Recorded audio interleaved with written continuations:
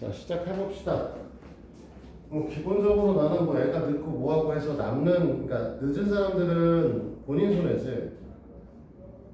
여기 있는 사람들이 손해를 볼 이유가 없잖아. 그러니까 바로 나 수업을 좀 시작하는 스타일이야. 자, 질문 아까 뭐 있어? 그래서 뭐 안 풀리는 게 뭐였어? 이거도 푸는 거였어요. 필수 확인. 그런 것들은 뭐 해야지. 사실은 하기는 다 해야 돼 원래.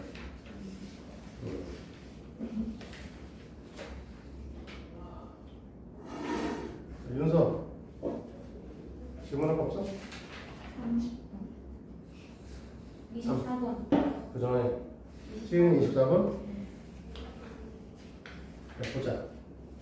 24번이 뭐냐? 23번.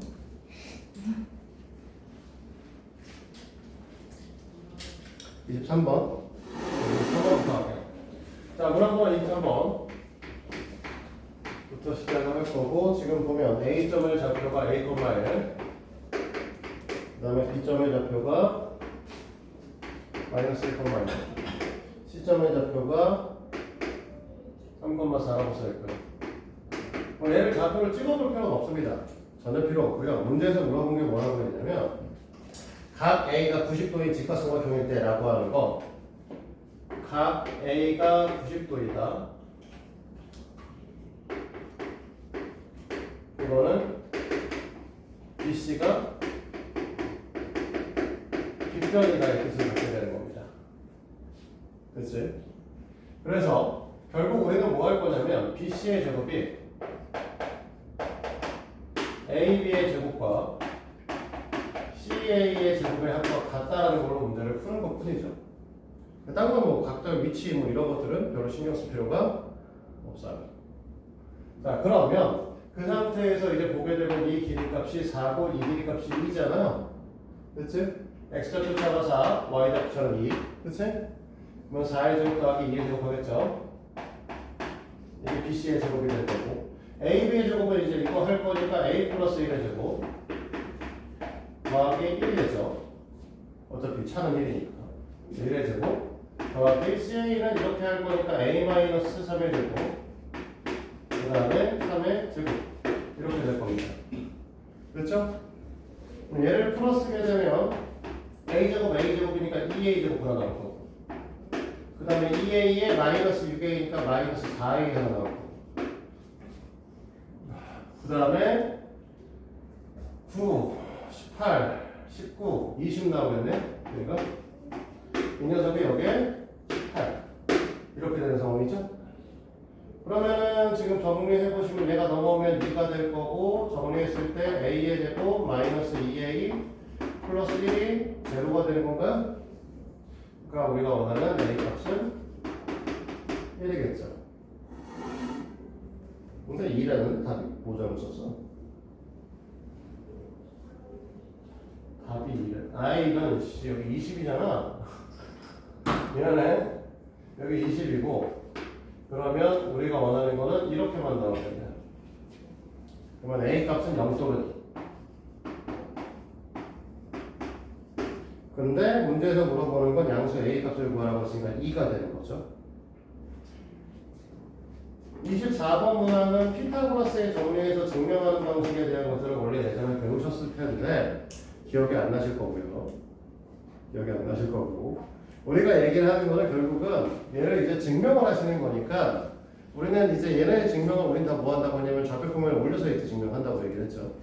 그렇지? 그러면 이제 애를 올릴 때 어디다 원점을 둘 거냐만 결정하시면 돼. 얘는 어디다 원점을 둬도 다 그냥 그러니까 원하는 데다 둘게요. 어디다 둘까? A, B, C, D, P 어떤 거? A? A면 애들이 4사분면을 다 내려가. 굳이 얘기하면 B에다 둡시다. 1사분면 얘가 좀 편하잖아. 그래서 P에다 올려놔도 괜찮거든 사실. P를 원점으로 넣어도 상관은 없어요. 그러니까 일단 그렇게 하고, B점에다가 이제 이렇게 올리도록 하고, B점에 올렸으니까 이렇게 이제 그림이 그려지겠죠. 얘가 B점이 되는. 그리고 얘네들은 뭐 따로 좌표의 이름은 없으니까요.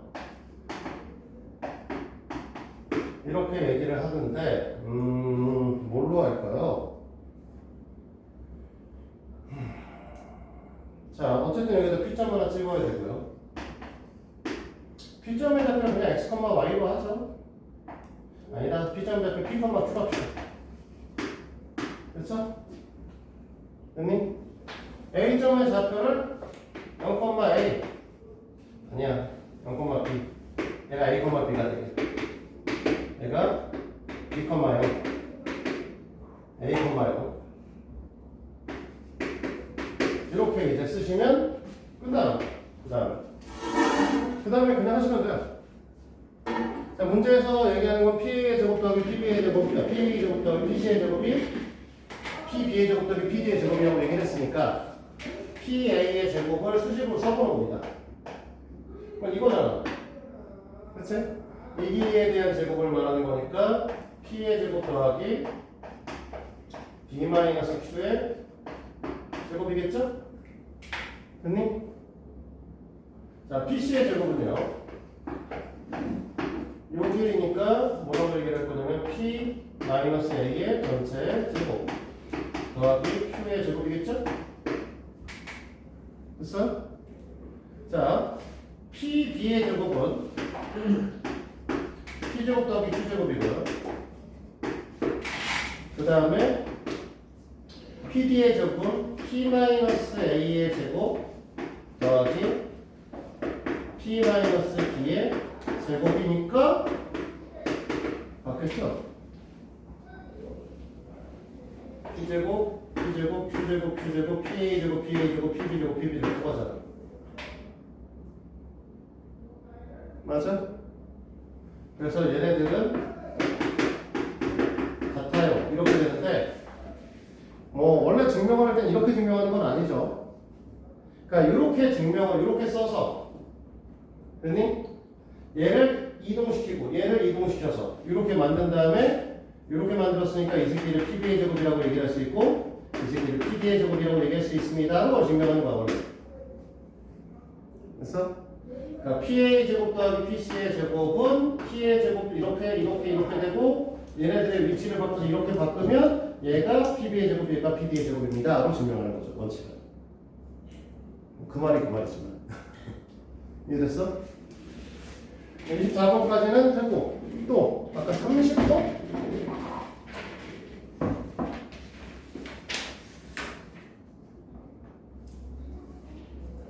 (30번) 30번 두 점. 이 내분점에 대한 거니까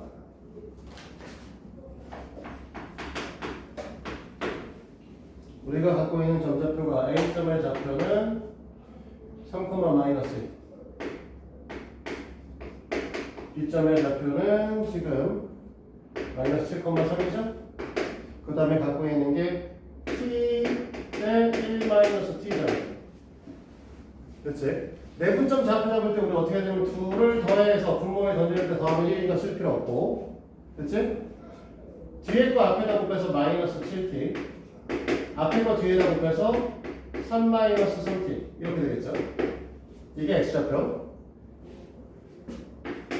자, 뒤에 거 앞에다 곱해서 3t 뒤에 거 앞에 거 뒤에다 곱해서 마이너스 2 플러스 2t 이렇게 되는 거죠. 그러니까 x좌표가 마이너스 5t 플러스 3인데 얘가 2사분면에 존재하셔야 되니까 x의 값은 음수. 그치? 그 다음에 5t 마이너스 2가 2사분면에 들면 y니까 양수 이렇게 되겠죠. 됐니? 그러면 여기서 우리가 얘기하는 거는 t 값이 5분의 3보다 크다고. 여기서 말하는 t 값은 5분의 2보다 크다잖아. 그러면 어느 거 써야 돼? 뭔가 잘못 썼나? 이러면 문제가 재미가 없을 텐데. 다시 3-2에 마이너스 2, 7, 마이너스 7, 마이너스 7, 3 마이너스 2 플러스 7 5 마이너스 2 5t 마이너스 10 플러스 t 이렇게 되는 건가?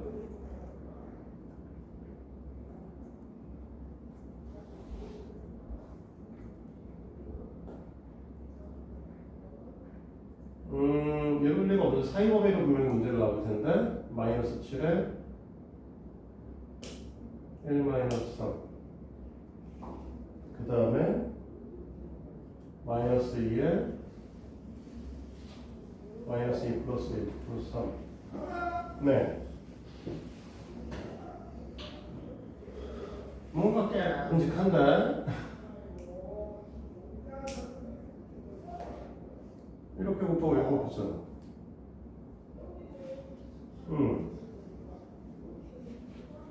네, 뭐 깨름직하지만 어쩌겠어요. 10분의 3이죠. 됐어? 근데 이제 너네가 이런 거는 배워본 적이 없기는 없죠? 연립방정식, 연립부등식이라는 걸 우리가 공부해 본 적이 없잖아. 아니지? 연립부등식 배웠잖아. 공수원 배웠으니까. 그러면 지금 공수원에 따르면 연립부등식을 배웠으니까 어떻게 얘기할 거냐? 이 녀석이 10분의 3보다 크다라고 하면 10분의 3. 5분의 2는 10분의 4니까 이쪽에 있겠죠? 10분의 4. 됐지? 그러면 이렇게 그리고 이렇게 그릴 거니까 겹치는 부분 이거 아니야? 그래서 t의 값은 5분의 2보다 크다네? 됐어? 근데 문제의 조건이 하나 있을 거야. 0과 1 사이에 존재한다. 그러니까 문제의 조건에 따라서 여기 이제 1보다 작다가 하나 바꿔야 되는 거죠. 됐어? 또 다른 거.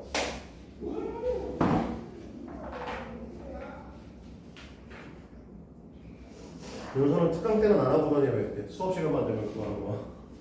네? 이거. 사람 자체가 별로. 특강 때는 싸움밖에 안 해도 되고? 네. 왜? 그 수면생이잖아요.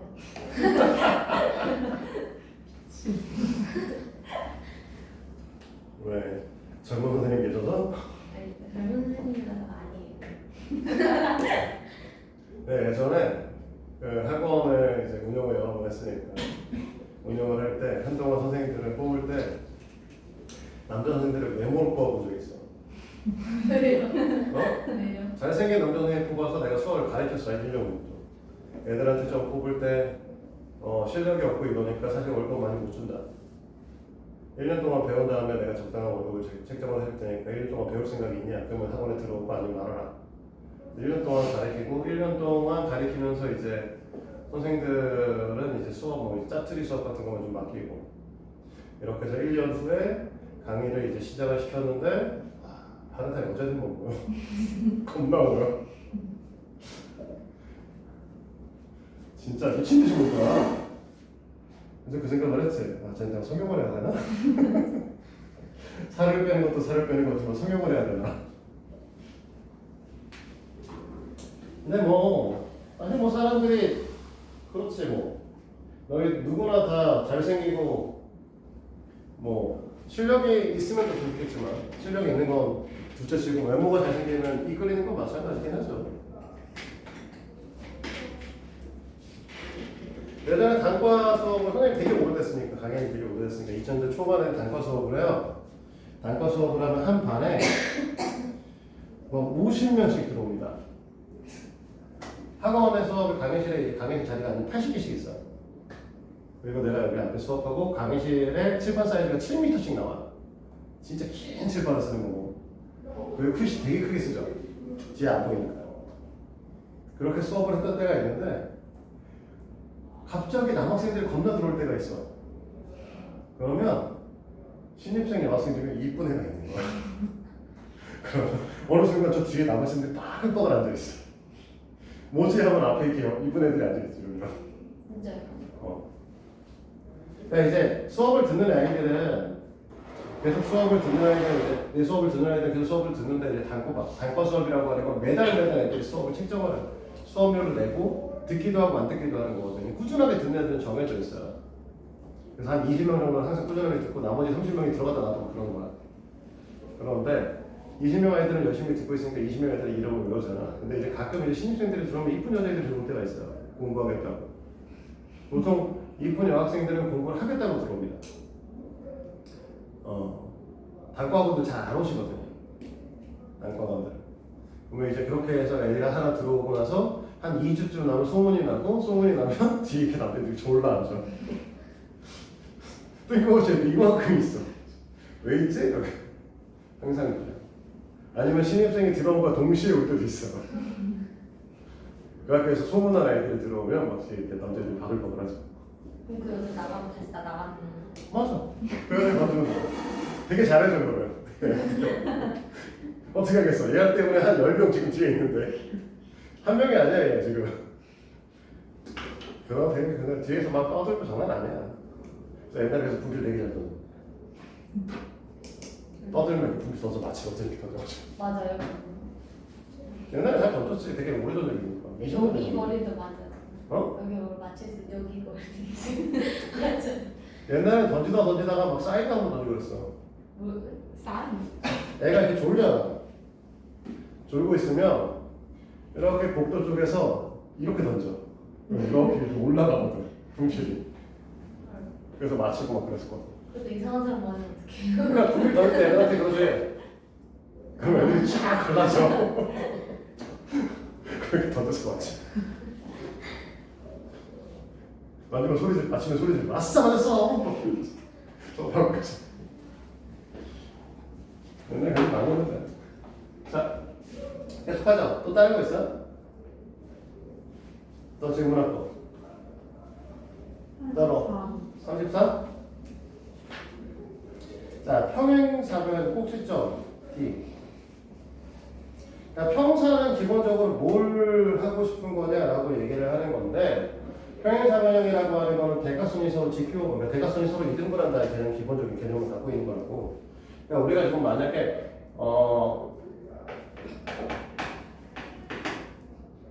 그것도 하나 알게 되겠구나. A점이 마이너스 1,0에 찍혀 있고 B점이 2,1에 찍혀 있습니다. 그 다음에 C점의 좌표가 3,3이라고 찍혀 있죠. 36번. 응? 36번. 36번이야? A가 지금 33번 위에 거였어? 자, 됐네요. 그럼 34번. 예. A점의 좌표가 마이너스 1,8. 그다음에 B점의 좌표가 2,5. 그 다음에 EAB 대 EAB는 3BC. 이렇게 되어 있는 거죠? 그러면 AB 대 BC는 어떻게 해야 돼? 이렇게 하면 이렇게 곱해서 얘 돼야 되는 이렇게 곱해서 얘 되는 거 아니야? 그럼 몇 대 몇이야? 3대 2겠죠? 됐어? 그러면 우리가 얘기하는 거는 A점이 있고 C점이 있을 때 여기에 B점이 찍혀서 여기는 3대 2의 비율을 가져내는 거 아니냐 이거지. 맞아? 그러니까 B점이 A와 C 사이에 3대2 내분점인 거죠. 그러면 A점의 좌표가 마이너스 1,8이고 C점의 좌표 모르니까 그냥 x, y라고 놨을 때 이 녀석이 3대2로 내분한 점이 B점의 좌표가 돼야 되는 거잖아. 그러니까 얘네들을 더해서 5라고 쓰고 곱하니까 3x 곱하니까 마이너스 2가 되는데 이게 B점의 x좌표랑 같아야 되니까 얘가 2가 돼야 되는 거죠. 됐어요? 자, 그러면 x는 4겠죠? 자, 다시 y좌표는 5분의 가 될 거고 곱했을 거니까 3y 곱했을 거니까 플러스 16 이렇게 되겠죠? 그게 B점의 y좌표랑 같아야 되는 거고 그럼 y는 3 아니? 맞아? 그러니까 우리가 원하는 C점의 좌표는 4,3인 거죠. 이해됐어? 또 있을까요?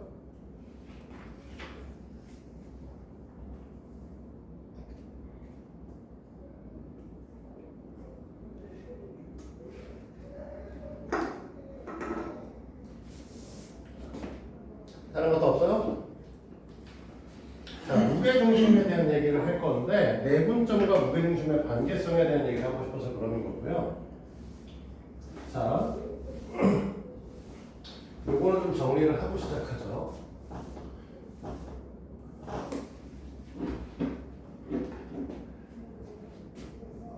자, A점의 좌표를 x1, y1, B점의 좌표를 x2, y2,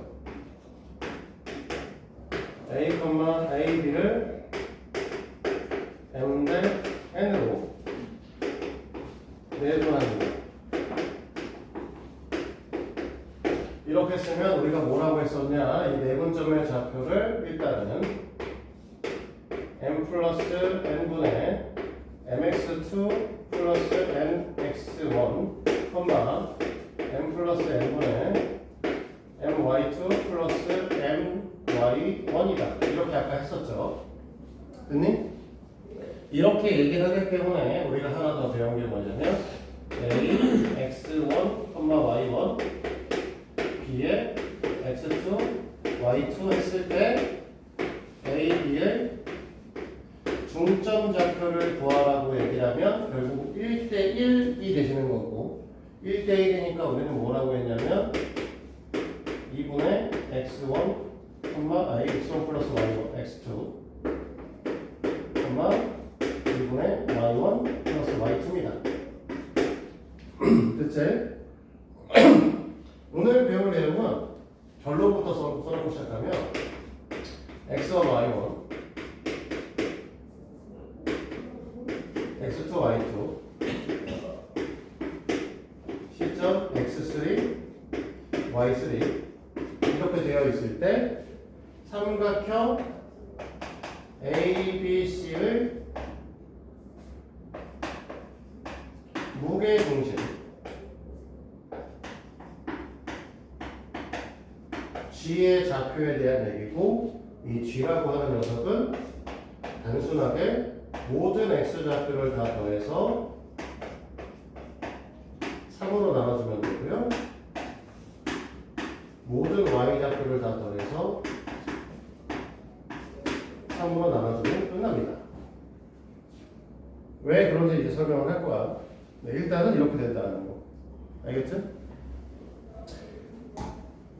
실제로 문제를 풀고 이후에 너희들이 학력평가를 보거나 수능에서 이 관련된 내용이 나온다고 하면 얘가 왜 3으로 나누는 건 안 나옵니다. 내신 볼 때만 나오는 거 항상 이런 거. 그러니까 너네가 외워야 되는 건 이것들은 졸업할 때까지 외우고 있어야 되는 거예요. 무게중심이 왜 이렇게 되는지에 대한 건 내신 볼 때만 한참 외우시면 되는 거. 이렇게 생각하시면 돼요. 알겠어요? 알겠냐? 다 같이 외우고 있을 필요는 없어. 이거는 그냥 항상 머리에 담아둬야 되는 건 맞는데 지금부터 무게중심의 좌표가 왜 이렇게 되는지를 설명을 할 거야. 하지만 그거는 수능 내신 볼 때만 반짝 외우시면 됩니다. 자, 근데 사실 되게 쉬워. 생각보다 되게 쉬워. 우리가 무게중심에 대한 것들부터 잠깐 정리를 하고 시작하셔야 되는데 무게중심은 중선의 교점이었습니다. 중선의 교점은 우리가 지난 시간에 얘하고 반띵되게 잘라서 이렇게 연결하면 중선이라고 얘기를 했죠. 됐니? 그러면 얘도 마찬가지로 여기에 반띵되게 이렇게 자르면 이 녀석을 우리가 뭐라고 해? 무게중심 G라고 얘기를 하죠. 어디다 쓸까? 다 지나가시는 새끼라서. 그래서 그럼 마찬가지로 얘에서 일로 보내면 얘를 이렇게 연결하면 당연히 뭐 할 거야? 여기도 이렇게 반띵이 됩니다. 실제로. 그치? 그러면 중선의 교점인 무게중심은 어떤 성질을 갖고 있었냐? AG 대 GD가 2대1 같은 비율로 BG 대 GE도 CG 대 GF도 다 이렇게 된다. 이런 성질을 갖고 있었습니다. 그리고 이거는 사실 수능 관련 없고 별로 볼일도 없긴 하겠지만 한 칸들은 다 뭐냐면 전체 삼각형의 넓이 값을 6분의 1의 값을 갖는다. 이런 얘기를 했죠. 이거 6분의 1을 갖는 게 왜 중요하냐면 사실 무게중심이라고 하는 이름이 붙어있는 이유입니다. 여기가 무게가 다 똑같이 나눠져요. 실제로 삼각형을 잘라내면 이대로. 됐지? 자, 그러면 우리가 이거에 대한 얘기를 하니까 이제 이렇게 푸는 겁니다. A점하고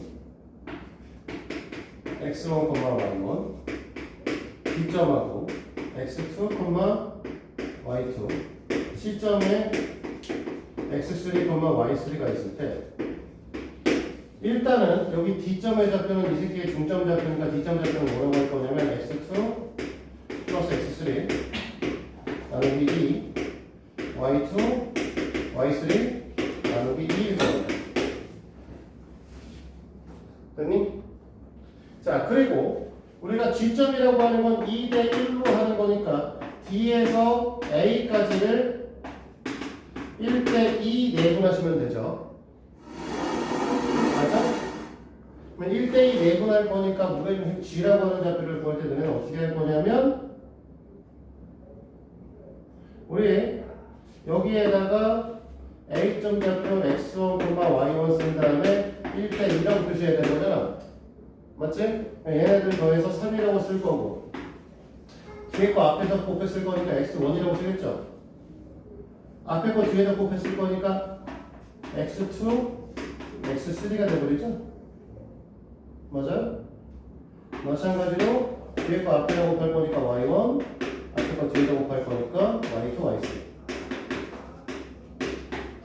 그래서 너네가 원하는 무게중심의 좌표는 뭐한다? 사실 결국은 x좌표 다 더하고 y좌표 다 더해서 3으로 나오면 됩니다.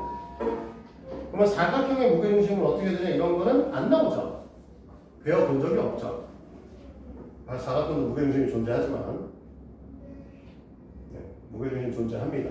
존재는 하지만 배우신 적은 없어요. 사각형의 무게중심은 원래는 직사각형은 무게중심 쓸 필요 없고 대각선의 교점의 무게중심이라서 이렇게 돼 있으면 얘를 이렇게 반 잘라가지고 여기다 무게중심 얘거 삼각형 구하고 얘거 반 잘라서 반 무게중심 구한 다음에 이 성분을 연결한 다음에 이 새끼의 넓이의 비가 이게 뭐 넓이가 x고 얘가 넓이가 y면 이 길이를 x 대 y의 비율로 잘라서 위치 내부점 잡아주면 이 새끼가 무게중심이 돼요. 그래서 여기다 꽂아가지고 쓰면 서줍니다. 사각형 어떤 모양의 사각형 다 찾을 수 있어요. 하지만 이딴 건 배운 적이 없죠. 중학교 때 배운 내용은 아니거든요. 자, 알 필요는 없는 아이. 근데 우리는 삼각형의 무게중심만큼은 계속 쓸 거니까 앞으로 뭐라고 생각하신다? 내분점 좌표 하는 거 외우셔야 되고 중점은 더해서 2로 나누면 돼요. 그치? 무게중심은 3개 다 더해서 3으로 나누시면 됩니다. 외우셔야 될 내용이야 이거는. 알겠어요? 그래서 그거 갖고 이제 문제 풀면 됩니다. 끝이야.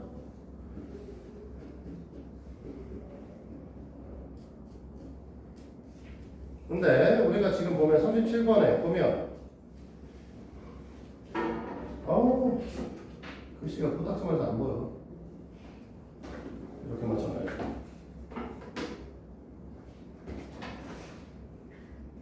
아예 그거 있었으면 좋겠어. 이렇게 태블릿 스탠드.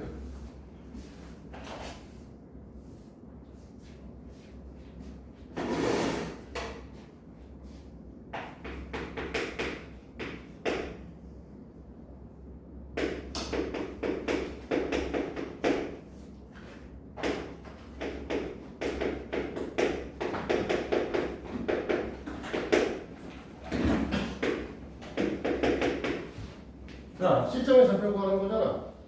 글쎄. 근데 무게중심 좌표가 1,1이잖아. 그러면 이 얘기는 무슨 소리냐? 얘 다 더하면 1 플러스 x를 3으로 나누면 1이 된다는 소리죠. 이거 다 더해서 3 플러스 y를 3으로 나누면 1이 된다는 소리지. 그러니까 x 좌표는 1이고 y 좌표는 제로 됐죠. 그러니까 우리가 원하는 C점의 좌표는 2,0이다. 이렇게 풀면 된다는 거죠. 간단하지? 되게. 39번 봅니다.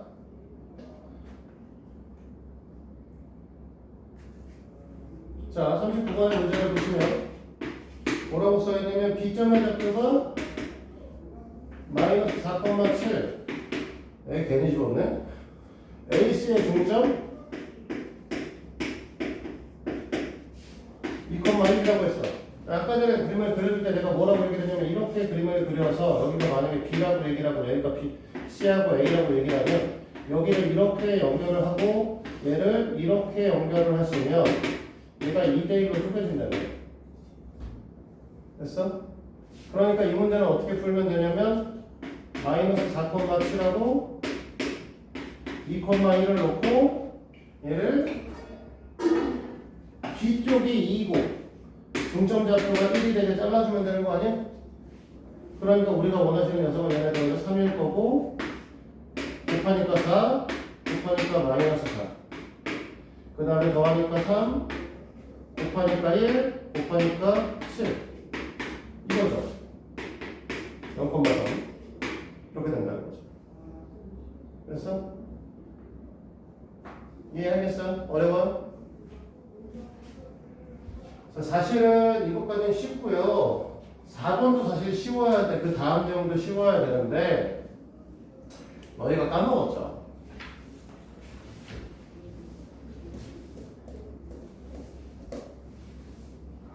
아까 특강 시간에도 얘기를 잠깐 했었죠.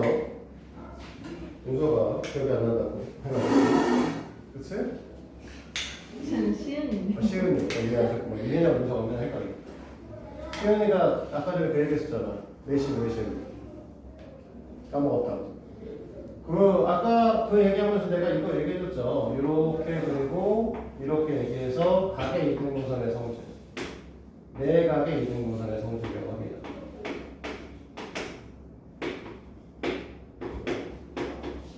이렇게 써 있을 때 A, B 대 AC는 BD 대 DC다. 배운 적 있죠? 언제 배웠는지 기억은 안 나지만 배운 적은 있죠. 그치? 언제 배웠을까? 어느 단원에서? 어? 중2에 배운 건 당연하지. 근데 너네 시험 중2 때밖에 안 봤어. 생각해보면 시험 때 봤으면 중2 때 배운 거죠. 근데 어느 단원에서? 네, 맞아요. 닮은 삼각형과 평행선에서 나옵니다. 그래서 어떻게 하셨냐면 얘를 연자하고 얘를 이렇게 평행선 그리면 어가 이렇게 된 거죠. 그러니까 평행선에 의해서 잘렸으니까 얘랑 비율은 이거 비율하고 같죠. 됐어? 그런데 이 길이하고 이 길이가 같은 녀석이라서 이거 비율이 이거 비율과 같다. 이렇게 배우시게 되는 거죠. 그래서 우리 보통 뭐라고 하냐면 하트라고 얘기하죠. 하트를 뒤집어서 그리면 같은 비율을 갖는다라고 얘기를 합니다. 됐어? 그래서 너네들은 이것도 헷갈리시니까 하트를 그려서 왼쪽과 오른쪽의 비율이 같아요. 라고도 얘기해. AB 대 BD는 AC 대 DC라고 써도 상관은 없거든. 그래서 보통 그렇게도 얘기합니다. 근데 어쨌든 하고 싶은 얘기는 뭐냐면 이렇게 그리다 보니까 만약에 삼각형의 좌표를 줬어. A점의 좌표 줬고 B점의 좌표 줬고 C점의 좌표 줬어. 선생님? 그 다음에 각 A의 2등분선의 BC에서 만나는 점 B점의 좌표를 구하라고 얘기를 하면 A, B, C 좌표를 줬으니까 AC의 길이를 구할 수 있다는 거야. A, B, C의 좌표를 줬으니까 BC의 길이를 구할 수 있다는 거지. 됐니? 그러니까 점 D는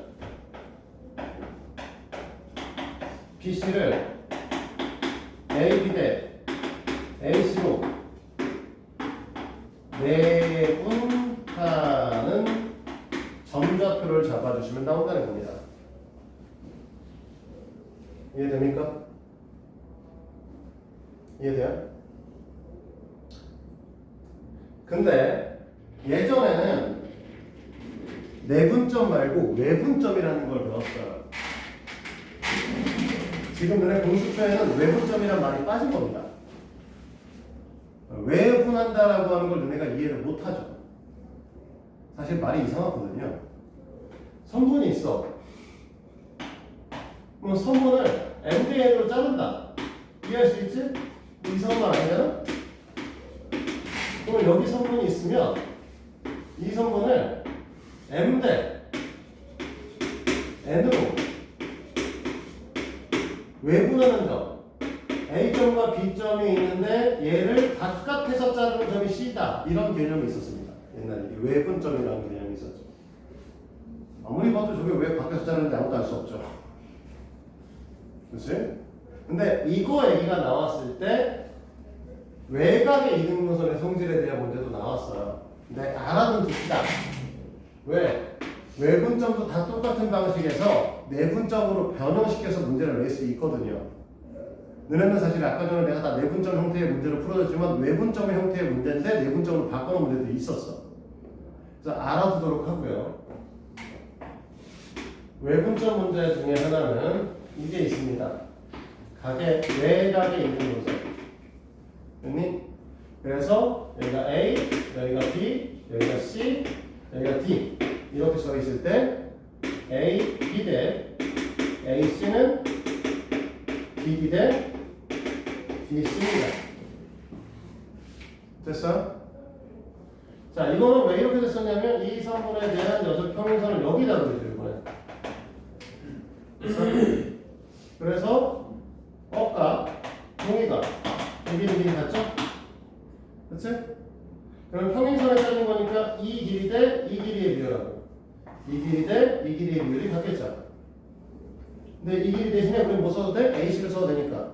그래서 AB 대 AC는 BD 대 DC예요 라고 얘기를 할 수 있는 거죠. 됐니? 됐어? 그러면 이 D점의 좌표는 우리가 어떻게 볼 수 있냐면 이런 식으로 설명은 가능해요. 뭐라고 얘기할 수 있냐면 B, D를 AB 마이너스 AC 대 AC로 내분하는 점이 C가 됩니다로 설명할 수 있어요, 사실은. 그래서 학교 시험 문제에서 어렵게 나오면 저런 형태의 문제를 낼 거예요. 교과 과정에는 들어가고 그 다음에 뭐 굉장히 복잡한 개념들을 끌고 오진 않은데 중학교 때 공부를 착실히 해왔는가를 물어보면 저런 문제를 내겠죠. 됐어? 무슨 소리냐면 얘가 BD 대 DC가 성립한다라고 얘기를 하면 여기가 사실은 BC잖아. BC를 우리가 뭐라고 얘기할 수 있어? BC는 BD 마이너스 DC가 되겠죠. 됐니? 여기까지 돼? 그러면 A, B 대 AC의 비율과 B, D 대 DC의 비율이 같은데 우리가 이걸 BC 대 AC, DC로 바꾸려고 하면 이 녀석의 형태가 BD 마이너스 DC 대 DC가 되는 거니까 이 녀석은 우리는 AB 마이너스 AC 대 AC의 비율과 같다라고 볼 수 있거든. 됐어? 그래서 이런 형태로 바꿔서 낼 가능성도 있습니다. 가능성이 있다라고 얘기를 하는 건 왜 이렇게 얘기하냐? 이제 시험 한 번 봤거든. 개정되고 나서 시험을 한 번 봤어. 알 수가 없어. 아직까지. 너네 개정 2차잖아. 너네 개정 2세대야. 교육과정 2세대. 사실 최근에 교육과정들은 최악이죠. 너네 2022 교육과정. 그치? 그 전에 2015 교육과정. 2015 교육과정은 박근혜가, 2022 교육과정은 윤석열이 해놔서요. 네, 졸속 행정이라고 하죠. 뭔가 굉장히 많은 걸 하고 싶었지만 개판입니다, 솔직히 말하면. 그래서 솔직히 그동안의 그 교육과정을 바꿨던 거는 그나마 제일 괜찮았던 게 김대중 아저씨가 바꿔놓으셨던 교육과정이 제일. 노무현 때도 바꿨었나? 노무현 때도 바꿔놓은 기억이 안 나네. 김대중 아저씨는 괜찮았어요. 나쁘지 않았어요. 다만 이후에 있던 박근혜하고 지금 윤석열 정부에서 만든 교육과정은 사실은 급하게 만든 경향이 있고 무엇보다 둘의 특징이 그런 게 있죠. 교육활동은 바꿔놨으나 뭔가 정립을 안 한 상태에서 둘 다 탄핵돼서 네, 바뀌어져 있지만 아무도 모르는 이걸 왜 이렇게 했는지 아무도 모르는 이 상황입니다. 그래서 장점 하나는 어쨌든 너네가 그 공수 원에서 사실 외분점이라고 하는 개념이 되게 어렵거든요. 그러니까 와닿지가 않아. 선분을 어떻게 밖에서 잘라? 선분 안에서 잘라야지. 조금 밖에서 자르래. 그 부분은 없어졌어. 그건 좋은 점인데. 윤석열이 없앤 거예요. 윤석열 아저씨가 없앤 건 아니고 윤석열이 그동안 사람이 없었겠지. 난 개론적으로 외분점이 사라진 건 나쁘진 않다고 봅니다. 외분점 원래 내분점 문제를 다 풀 수 있어요. 그래서 원래 아이들이 예전에 이제 고등부 할 때도 고등부 수업할 때도 그랬어. 아이들이 이해를 잘 못해. 그러면 우리는 그냥 다 내분점으로 문제를 풀어줘. 그리고 애들한테 이렇게 얘기하죠. 서술형 나오면 우리는 어쩔 수 없다. 포기해라. 외분점으로 풀려고 하면 내가 어떻게 될 수 없다. 이거는. 외분점 문제 다 내분점 풀 수 있거든요. 다 풀려. 그러니까 굳이 외분점이라고 하는 거 내용을 배울 필요가 없어. 그냥 내분점으로 뭐 다 설명해도 풀리긴 하니까. 한국에 저는 그거는 행렬도 없었어요. 박근혜 시절 전에 행렬이 있었죠. 다시 들어온 겁니다. 나갔다가. 언제 다시 들어온 요번에. 윤석열 때요? 응. 아 진짜 박근혜 때 사라졌죠. 진짜 싫다. 아니야. 행렬이 어려운 게 아니야. 근데 이제 좀 다른 점은 행렬은 원래 고등학교 2학년 첫 단원이었어. 고등학교 2학년 첫 단원. 그리고 행렬 사실은 되게 어려운 거 아닙니다. 지금 너네가 그냥 용어가 복잡하고 그런 느낌이라서 그런 것 뿐이지 나중에 하다 보면 행렬 되게 쉬울 거야. 근데 문제가 되는 거는 이제 행렬이 들어오긴 했지만 많은 내용들을 드러내버렸기 때문에 안에 들어있는 내용들이 별로 없죠. 그러니까 결국은 얘가 왜 배우는지 너네가 모르는 거죠. 그러니까 어디다가라도 쓸 수 있으면 어딘가라도 너네가 알고 있는 단원에서 쓸 수 있으면 도움이 되겠죠. 도움이. 이게 우리 공수투 수업인데 이런 얘기하면 안 되는데. 우리 곱셈 배우셨잖아요. 그치?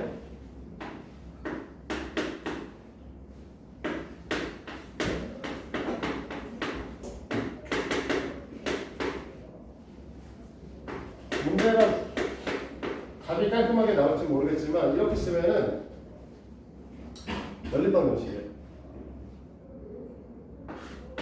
이렇게 할 거니까 2x 플러스 3y죠? x 플러스 5y죠? 이게 결과값이 돼야 되는데 이게 5와 1콤마 마이너스 7이죠? 됐어? 그럼 어떻게 돼? 얘네들 2x 플러스 3y가 이란 소리고 x 플러스 5y가 마이너스 7이니까 연립 방정식이지? 맞지? 그러면 x, y 값을 구할 수 있겠죠? 근데 이걸 x, y 값을 이렇게 안 구하고 옛날에 얘를 1로 보내는 방법을 배웠습니다. 이걸 역행렬이라고 해요. 곱셈에 있는, 곱하고 있는 이 행 사각행렬을 오른쪽으로 이항시킬 수 있어요. 이 A, B, C, D 행렬은 AD-BC분의 1에 DA-B-C 행렬로 바뀌어. 일로 넘어가. 그러면 얘를 갖고 이렇게 쓰신 다음에 이 녀석과 곱하면 그냥 x가 y가 바로 나와. 왜냐면 얘가 이렇게 넘어갈 수 있잖아. 이 형태니까 지금 보면은 우리가 A, B, C, D가 x, y 했을 때 알파, 베타 이렇게 써 있으면 x, y는 AD-BC분의 1에 DA-B-C에 알파, 베타니까 곱셈할 수 있잖아. 그치? 실수배 행렬의 곱이잖아. 그럼 행렬 곱하고 실수배 해주면 그때 x가 y 값이 그냥 나오겠죠. 원래 이걸 배웠어. 근데 지금은 우리가 역행렬을 뺐단 말이야. 이걸 안 배워. 역행렬을 안 배우니까 실수는 우리가 배운 단원하고 아무런 접점이 없어. 행렬을 배우고 있는데 왜 배우는지 전혀 몰라. 얻다가 쓸 수 있어요. 사실은 뭐 평균도 구할 수 있고요. 행렬을 이용해서 여러 가지 데이터를 갖고 행렬 처리하는 거. 사실 행렬은 데이터의 처리를 기반으로 하고 있는 것들입니다. 어떤 자료들을 정리할 때 쓰는 걸 행렬이라고 해요. 사실. 그래서 어디서 제일 많이 쓰냐라고 얘기를 하면 경영이나 경제학과에서 제일 많이 써요. 데이터를 처리할 때 쓰는 거니까. 근데 그러면 너희들한테 가장 손쉽게 보여주는 건 1차 연립방정식에서 쓸 수 있다는 걸 보여줄 수 있어야 되는데 역행렬을 빼니까 보여줄 수 없어. 보여줄 수 없으니까 쓸데없어. 뭐 이런 생각이 드는 거지. 어쩔 수 없죠. 안 가르쳐주는데. 자, 합시다. 계속. 그래서 우리는 이제 이걸 갖고 우리 그 뒤에 있는 문제들을 풀어보면 되는 거고 요거까지 얘기하면 이제 드디어 1단원이 끝나는 거죠. 자, 41번 문항으로 갑니다. 41번 문항에 보면 A점의 좌표는 4,9고요. B점의 좌표는 뭐라고 했냐면 마이너스 1,9, C점의 좌표는 4,1이라고 얘기를 하고 그 다음에 이 상태에서 A, B, C 각 A를 2등분선에 만나는 이라고 얘기를 했는데 지금 A점이 여기 있으면 B점은 이쪽 가 있을 거고 그 다음에 4,1이니까 정확히 이렇게 가 있겠네요. A점, B점, C점 이런 타입으로 됐니? 그러니까 우리는 결국은 각 A의 2등분선이 라고 했으면 이렇게 되겠죠. 됐어? 그래서 여기 만나는 점의 좌표라고 하는 걸 구하시면 되는 겁니다. 됐니? 그러면 원래는 이렇게 구하죠. 우리가 A, B의 길이를 먼저 구해요. 6하고 0이니까 그냥 A, B의 길이 자체가 6이겠다. 우리는 제곱한 게 A, B의 길이가 6이 되실 거고 그 다음에 A, C의 길이 값은 이 길이니까 8이 되시겠네. 맞죠? 됐니? 그러니까 우리는 뭐 하고 싶은 거냐면 여기서부터 여기까지 여기서부터 여기 6대 8로 잘랐으면 좋겠는 거야. 3대 4로. 됐니? 그러면 B좌표 마이너스 2,9 쓰고 C좌표 4,3 쓴 다음에 3대 4 해주면 되는 거죠. 그러면 우리가 여기 구하고 싶은 좌표의 이름을 D라고 얘기했는데 D점의 좌표는 2개 더해서 곱해서 그 다음에 2개 더해서 곱해서 쓰고 곱해서 쓰면 되는 거죠. 그러면 얘가 좌표 끝이죠. 정리만 해주시면 우리가 원하는 거. 됐어요? 자, 이제 이런 정리는 안 할게요. 자, 그럼 이런 정리하면 시간 조금씩 뺏겨서 꽤 시간 때문에. 자, 그 다음에 자, 43번 뒤로 가면 똑같은 형태의 문항에서 A점의 좌표는 5,7이시고 B점의 좌표는 1,-1, C점의 좌표는 7,4. 자, 문제에서 물어보는 건 A의 2등분선이 BC와 만나는 점을 D라고 합니다. A가 여기쯤 있을 거고, 그러면 B가 여기쯤 있을 거고, C점의 좌표가 7,4이 이렇게 됩니다. 이렇게 그려줄 거야, 대충. 그래서 우리는 이렇게 해서 여기 D점을 잡은 다음에 A점부터 D점까지 길이를 구하자고 했으니 두 번 해야 된다. 어쩔 수 없다. 알겠지? 그래서 일단 A, B의 길이 구합니다. 얘가 4고 얘가 6이죠. 8이구나. 4하고 8이네요. 맞지? 맞아? 그러면 A, B의 길이는 4의 제곱 더하기 8의 제곱의 루트인데 자, 여기 잠깐 봅시다. 제곱분 계산 잘 못하는 사람들을 위해서 이거 하면 전개하고 정리하시는 분들이 대부분.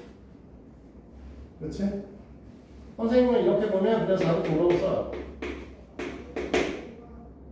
자, 잘 생각해봐. 기본적으로 8의 제곱이면 2 곱하기 4의 제곱입니다.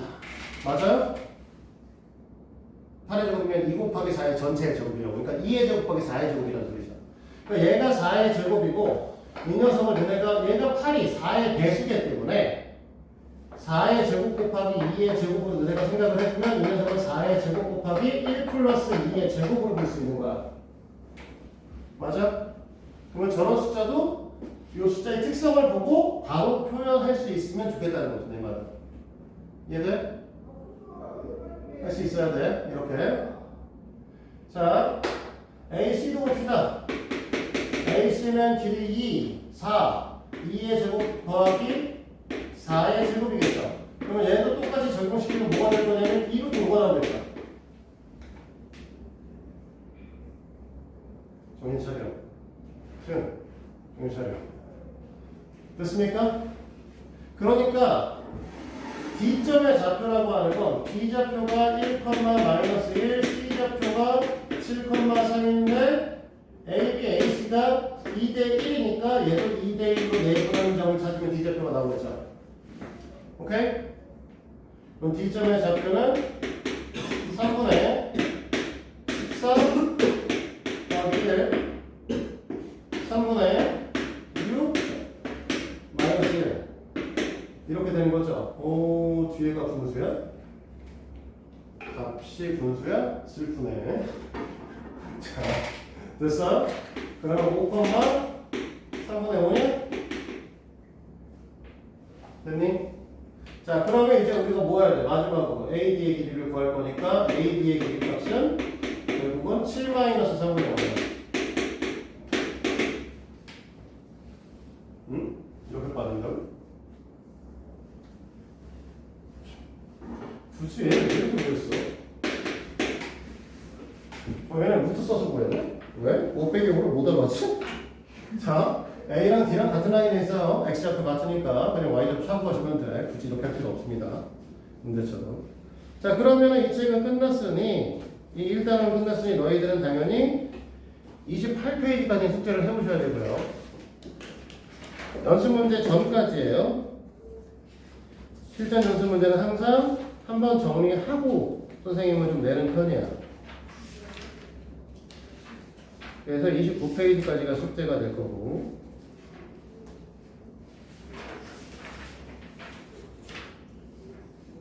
오늘 시험 어려워요. 아, 시험 사실 다시 내야 되는데 잘못해서 소문이 났는데 보니까 문제는 안 어렵게 냈는데 그러니까 어디까지 나와요? 이거 오늘 배운 데까지 처음부터. 전에 것도 나와요? 네, 처음부터. 워낙 낼 게 없어요. 아닌 것 같아요. 자, 그리고 오늘 뭐 여기서 마무리하겠다는 건 아니고 우리 8시 반까지 있었던 거죠. 시간 많이 남았어. 오늘은 직선의 방정식으로 갑니다.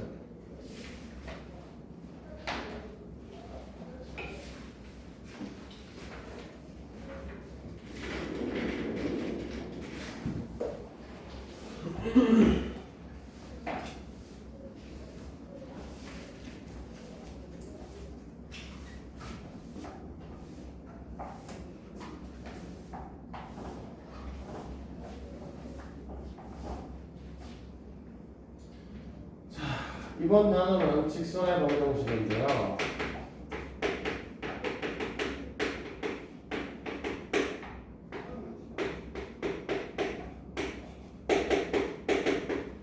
이 녀석을 얘기하는 거죠. 자, 이걸 직선의 방정식이라고 부르는 거는 방정식이라는 것 자체가 미지수 값에 따라 3이거나 거짓이 되는 등식을 우리가 뭐라고? 방정식이라고 우리가 부르고 있죠. 됐니? 자, 그러니까 일단 어쨌든 간에 x도 있고 y도 있고 미지수 두 개가 있고 여기서 보통 a, b, c는 상수잖아.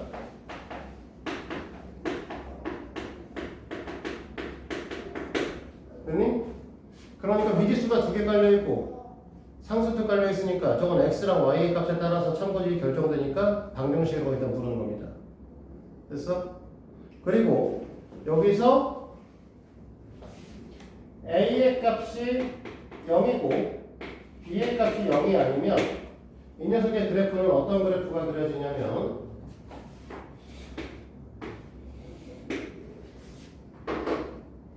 보통은 이런 형태의 그래프들이 그려지죠. 이 녀석의 형태. A 값이 0이 아니고 B 값이 0이면 이 녀석들의 그래프들은 이런 형태의 그래프가 그려지는 겁니다. 됐어? A 값도 0이 아니시고 B 값도 0이 아니시면 우리가 갖고 있는 그래프의 모양은 이런 아이들의 모양은 뭐 이렇게도 그려지고 이렇게도 그려지고 이렇게도 그려지고 이렇게도 그려집니다. 됐어? 근데 우리가 지금 그린 그림들을 다 보시면 이렇든 저렇든 모양이 다 무슨 모양이냐라고 했을 때 직선이죠. 하나도 곡선은 없잖아. 그렇지? 그래서 직선의 모양을 나타내는 방정식이다라고 해서 직선의 방정식이라고 얘기합니다. 됐어? 여기까지 됩니까? 그 중에 저기 써있는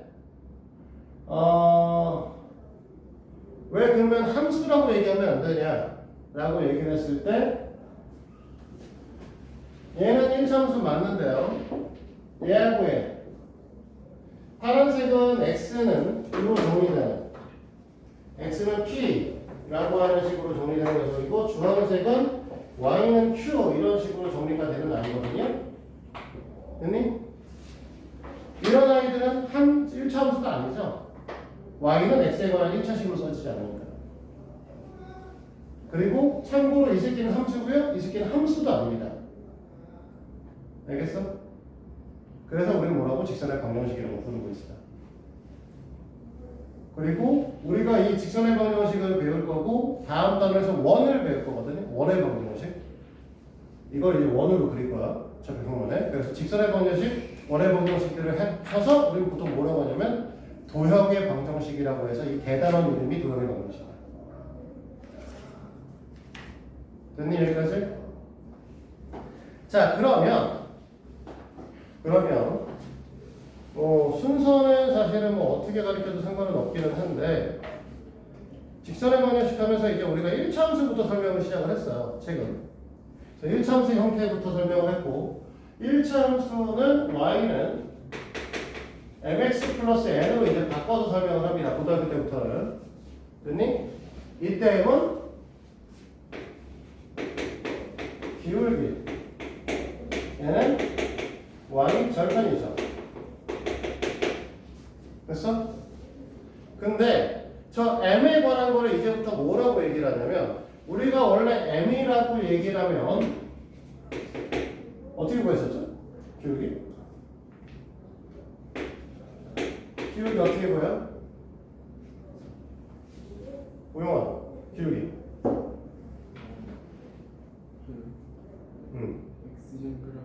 X 증가량인가? 네, X 증가량을 Y 증가량이라고 얘기를 하고 그 고등학교 때는 그 X 증가량을 좀 어려운 말로 한문으로 X의 증분분의 Y의 증분이다 라고 얘기를 하고요.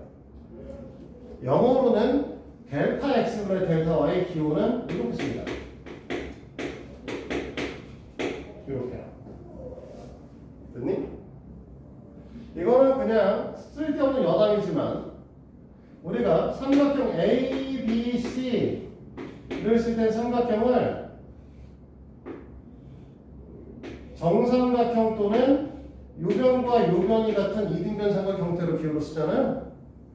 델타 X라고 하면 이렇게 씁니다. 조금 기울어졌어요. 나도 왜 그런지 모르겠어. 찾아봤는데 내가 이런 거 나오면 항상 막 이것저것 찾아보거든. 안 나와. 왜 저렇게 정했는지. 삼각형 되게 직관적이잖아. 그렇지? 근데 뭐 찾아본 거에 의하면 우리가 이 기울기에 대한 얘기를 하고 있으니까 기울어진 정도를 표현하기 위해서 증가량은 기울어졌다라는 형태로 표시한대요. 그거 왜 삼각형과 비슷하게 그런지 나도 잘 모르겠어. 차라리 그럴 거면 이렇게 차라리 직각으로 그리던지. 훨씬 더 직관적이지 않아? 이게 증가합니다 이렇게. 이건 D로 그렸으면 되지 않았을까? 뭐라고? 델타니까 그냥 D만이 그렸으면. 아, 그게 미분의 기호야. dx분의 dy. y를 x에 관해서 미분하시고. 의 뜻입니다. 네, 그래서 이게 너네가 미적분 원에서 배울 거야. 안 보여주는 거 아니에요? 네? 선택 아니에요? 미적분 원은 아니죠. 미적분 수가 선택. 미적분 원은 필수예요. 안 들으면 안 돼. 수능 안 볼 거면 안 하셔도 돼요. 수능 안 보고 아니에요? 네. 수능 안 볼 거면 안 하셔도 되는데 수능을 안 보겠다. 이 뜻은 무슨 소리야? 인성으로 포기하겠다. 이 뜻이에요. 아니 수능 안 보자. 수시를 보시는 학교들은요. 서울에 있는 학교들은 최저, 수능 최저 등급이라는 게 존재하죠. 아니에요. 최저 어느 대학에 있어요? 몇 개나 있다고 그래. 네, 제가 가고 싶은 대학은 최저였어요. 어디? 말할 수 없어요.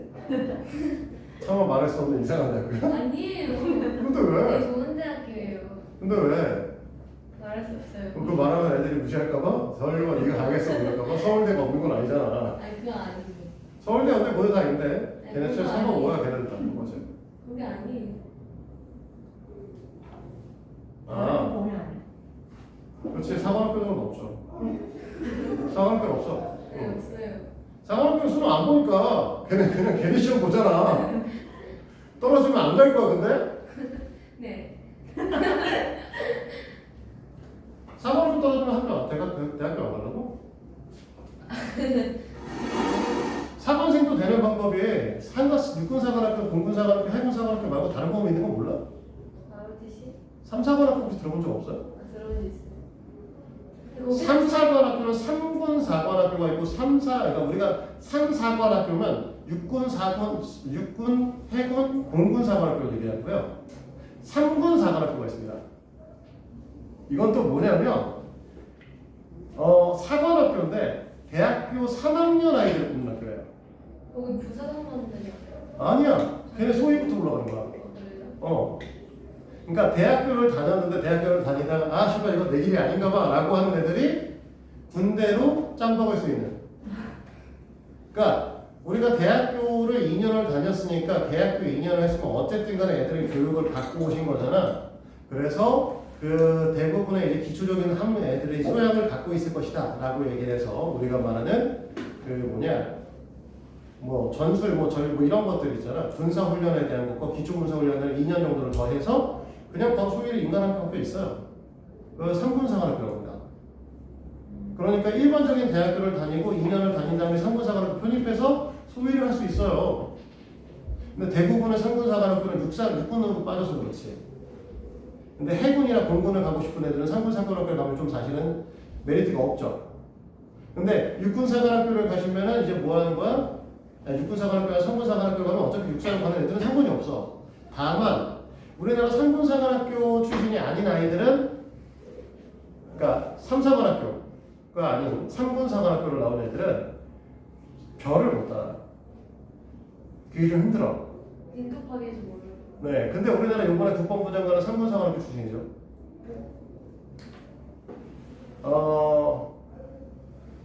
민주당이라고 하는 당은 우리가 보면 진보 세력이라고 얘기를 하죠. 그렇지? 진보 세력이라고 개뿔 진보도 아니지만 내가 볼 땐 진보는 무슨 걔네가 보수야. 우리나라 진보는 뭐 저기 뭐 정의당 같은 애들 있잖아. 그 이번에 노란색 단판 나오고 나왔던 그 아저씨 있잖아. 그런 아이들이 진보이고요. 민주당은 보수당. 한나라당은 저기 뭐 국민의힘은 뭐 딴 나라당 뭐 이렇게 생각하시면 돼요. 이상해. 뭐 정치적인 생각을 얘기하고 싶은 건 아니고 사실 그게 아니라 민주당이나 이런 쪽은 자기네들이 진보를 표방하니까 육군사관학교가 아닌 다른 데서 장군을 뽑으려고 해요. 그리고 그렇지 저런대로 이제 그 우리가 장관도 그런 사람들 뽑으려고 합니다. 그러니까 능력 위주로 해야 된다라고 얘기를 하는 거죠. 원래 그 계파를 타파하고 싶은 겁니다. 우리나라는 육군사관학교 출신들로만 장군들이 이루어져 있고 우리나라가 이제 제일 높은 장군이 이제 포스타죠. 우리나라 포스타는 문재인 정부 때 처음으로 해군사관학교 출신 한 사람이 나왔어요. 처음으로. 그 전까지 모두 다 육사 출신이었습니다. 그러니까 이런 것들을 좀 타파하고 싶어 하는 거야. 다 육군사관학교만 해먹을 거야? 이건 아니라는 거지. 그 장관을 하는 건 더 웃기죠. 사실 국방부 장관이야. 다 좋아. 국방부 장관이 지금 사실은 저번에 이제 윤석열 정권에 포스타가 국방부 장관이 되시고 그 다음에 윤석열하고 짬 싸바싸바해서 구태타를 일으킬 뻔했죠. 이상한 구태타. 그런 것들을 하는 거니까 그래서 이런 걸 좀 타파하려고 하는 것뿐이에요. 근데 상고사관학교도 사실 그래서 요즘에는 올라가는 길이 좀 열렸다라고 보시는 게 맞거든요. 그러니까 네가 생각하는 거 말고 수능을 보시는 게 맞아. 그리고 그냥 대학교 2년 다니시고 상고사관학교 편입하는 것도 생각해 보실 필요가 있어요. 만약에 육사나 공사나 해사가 안 된다고 하면 들어가기도 쉽거든. 왜냐면 거기는 편입생만 받잖아. 원래 편입생을 받는 학교들은 편입하기 되게 힘듭니다. 왜냐면 원래 있던 애들 중에서 누군가 나가야지만 편입 자리가 나오죠. 근데 얘네들은 3학년을 편입생을 받지만 사실상 신입생이야. 2학년이 없었거든. 다 새로 받는 거야, 걔네들은. 그러니까 편입하기 편해. 어렵잖아. 그리고 생각을 해보면 대학교 2학년 다니다가 상공사관학교 들어가서 2년 또 다녀서 군대를 가고 싶은 남학생들이 별로 없어. 애초에 군대를 가고 싶었으면 육사를 가고 해사를 가고 공사를 갔지. 대부분의 남학생들은 군대 그런 데 가고 싶지 않아가지고 가 계신 거라서 남학생들이 그렇게 열렬히 들어오지는 않아. 그러다 보니 좀 들어가기 편안한 비교죠. 그렇다고 아주 시원할 건 아니에요. 근데 뭐 수능 보는 것보다 육사 가는 것보다 쉽습니다. 확실하게. 네. 아무튼 씨는 부사관이니까 별로 좋아하지는 않아. 부사관 장점 있어? 뭐요? 안 옮기잖아. 네? 근무지 안 옮기잖아. 안 웃긴다고요? 근무지를 안 옮기잖아. 아 근무지랑 부사관은 내가 원하지 않으면 근무지 안 옮깁니다. 내가 전출 신청을 해야지 근무지가 옮겨지는 거야. 하사관을 하는 애들은 하사부터 시작해서 중사, 상사, 원사가 될 때까지 한 부대에 남아있고 싶으면 계속 남아 계실 수 있어요. 뭐 되게 특이한 경우 아니에요. 저런 데들, 특전사 이런 데들. 특전사는 원래 모든 제일 그거 알지? 전투부대 제일 바닥이 하사인 거기는 한 부대가 하사로 이루어진 부대야. 그 다음이 중사. 그러니까 우리가 분대장이 중사야. 소대원이 하사고. 그런 학교도 그런데 아니면 우리는 사실 뭐 대부분 부사관들은 그 부대에서 들어가서 그 부대를 은퇴할 때까지, 제대할 때까지 거기 계시죠. 물론 내가 경기도 밖에 멀리 사는 게 싫어서 서울 근처로 경기권을 좀 전출 신청을 해가지고 네가 그동안 그쪽에 쌓아놓은 점수를 갖고 이사 오는 것도 가능해. 하사는 그런 장점. 근데 소위나 중이나 대위는 너 절로 가! 그럼 가야 돼. 절로 가! 그럼 절로 가야 돼. 그런 거야, 얘네들은. 그래서 라인 탄다고 그러죠. 라인. 너 절로 가를 안 받으려고 윗사람한테 싸워싸워를 하는 거죠. 아니면 너 절로 가를 가는데 그 가는 데가 좋은 데를 하기 위해서 윗사람한테 싸워싸워 하는 거죠. 힘들어요. 육사는. 뭐 주변에 육사 출신들도 있고 친구 아버지가 준장으로 제대를 하셨으니까 원스타로 조대로 제대를 하셨기 때문에 그 부분에 대한 것들은 워낙 많이 들었어. 어머니가 되게 힘드셨어. 아버지가 원스타를 달 때까지 아버지가 원스타를 달 정도면 정치력도 좋아야 되지만 아버지가 만약에 뭐 중대장이야. 걔 아버지는 사실 대대장일 때부터 됐는데 대대장이실 때. 그래서 우리가 보면 중령이실 때.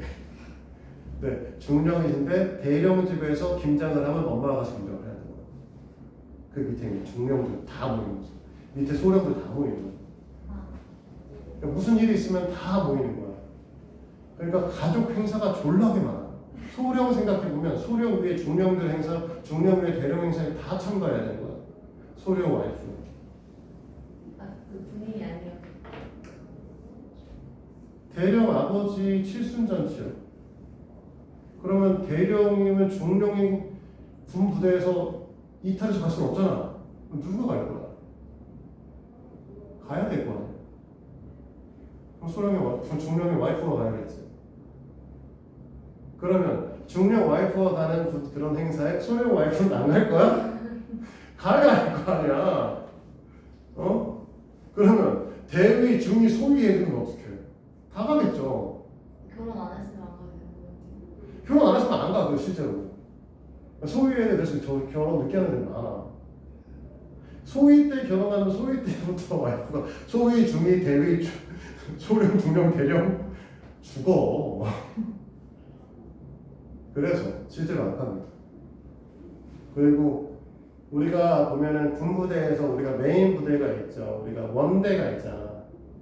그래서 제일 큰 부대가 있고 거기서 이제 딸려나온 조그마한 부대 밑으로 이제 그 가장 큰 본대가 있으면 본대에서부터 옆에 이제 자대들이 더 있어가지고 그 부대들이 이렇게 나눠져 있거든요. 그럼 제일 큰 부대에서 있으면 진급은 좋죠. 와이프는 개빡세요. 왜냐면 거기 대령부터 쭉 있거든. 그 부대에 대령, 중령, 소령, 그 다음에 대위, 중위, 소위 다 있는 거야. 근데 중위 와이프야. 그럼 대위, 소령, 중령, 대령, 행사 다 참가해야 돼. 행사 참가로 말을 해요? 안 하죠. 안 하죠. 그냥 행사가 있다만 보는 대령이 부대에 없어야 되잖아. 대령이 휴가를 내야 돼. 그럼 뭐라고 하겠어? 우리 아버지 실순이라서. 니네는 못 나와. 휴가계 냈어. 라고 얘기를 안 할 수가 없잖아. 대령이 갑자기 사라졌는데 군부대 대대장이 사라지시는데 아니 군단장이시지. 군단장이 휴가를 내고 가는데 그러면 어쩔겨. 얘기를 해야 될 거 아니야. 그럼 다 청구해야 하는 거야. 그럼 소문이 안 날 것 같아? 소문을 들었는데 안 갈 거야? 야, 배짱이지 그건. 그래서 힘들어. 자, 얘기하던 거 계속 합시다. 또 왜 그런지 난 모르겠지만 어쨌든 그 델타 x는 델타 y라고 하고 x값이 증가하는 건 y값 증가하는 거라고 부릅니다. 그런데 이 얘기를 하고 싶어서 하려고 했어. 우리가 y축이 x축이 있어요. 됐니? 그러면 우리가 이렇게 그렸을 때 x값의 증가량 델타 x분의 y값의 증가량 델타 y라고 얘기를 하겠죠? 됐니? 근데 이게 직각삼각형에서 보니까 밑변분의 루트야? 맞아? 그러면 이 새끼를 세타라고 우리가 부르면 뭐라고 할 거야? 이 녀석을 다른 말로 우리는 탄젠트 세타라고 합니다. 됐어? 그래서 이 세타 값은 뭐라고 얘기하냐면 그래프가 x축의 양의 방향과 이루는 각, 이 녀석을 우리가 세타라고 얘기해요. 됐니? 그러니까 x축과 양의 방향과 이루는 각이 45도예요. 그럼 무슨 소리야? 기울기가 1입니다라는 뜻입니다. 이거 이렇게 받아들이셔야 돼, 이전부터. 알겠니? 이거 어려운 책엔 중3 책에도 써있어요. 삼각비에서 이거 문제를 냅니다. 이런 형태. 근데 우리는 뭐 해야 돼? 이제 고등학교 거에는 무조건 나오는 거거든, 이 내용이 이제. 그래서 델타 x분의 델타 y를 우리가 뭐라고? x축과 x축 양의 방향과 그래프가 이루는 각을 세타라고 얘기했을 때 그걸 탄젠트 세타라고 부를 수 있다.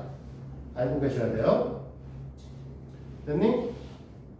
그러면 이렇게 얘기를 하시면 우리가 뭐 x값과 뭐 기울기가 너희들 구하실 수 있을 거라고 보고 여기서 이제 하나 좀 잡고 가셔야 될 게 있죠. 뭐냐면 항등식을 이용한 그래프의 식표현입니다.